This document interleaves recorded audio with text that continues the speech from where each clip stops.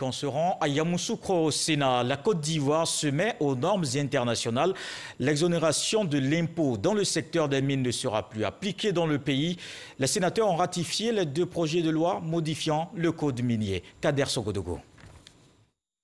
La Côte d'Ivoire met fin à l'exonération de l'impôt sur les bénéfices industriels et commerciaux et à l'impôt minimum forfaitaire dans le secteur minier. Le pays s'accommode ainsi aux réalités à l'échelle mondiale. C'est tout le sens du projet de loi présenté par le ministre des Mines et de la Géologie, Jean-Claude Kouassi, devant les sénateurs de la Commission des affaires économiques et financières qui l'ont ratifié à l'unanimité. Il est apparu nécessaire au gouvernement de reconsidérer cette mesure fiscale en raison de la dynamique positive insufflée au secteur minier ivoirien, ainsi que de la conjoncture internationale marquée par une hausse significative du cours de l'or, dont le gramme est passé de 4 000 francs en 2004 à 24 000 en 2016 et à 34 000 aujourd'hui.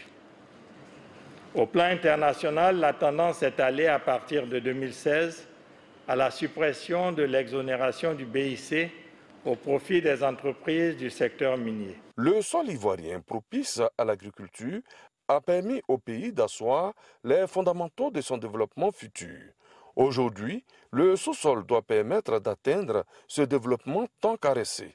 Les résultats de l'exploitation minière en Côte d'Ivoire pour l'année 2019 sont révélateurs. Le secteur minier, aujourd'hui, au niveau de l'or, c'est 32 tonnes 5 au lieu de 24 tonnes 5 en 2018. Le chiffre d'affaires des sociétés minières, 761,995 milliards de francs CFA en 2019 contre 582 milliards en 2018.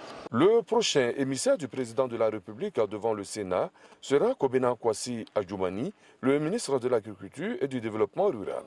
2 projets de loi relatifs à l'exportation illicite des produits agricoles et les règles relatives à la commercialisation du café et du cacao seront dans son parapheur.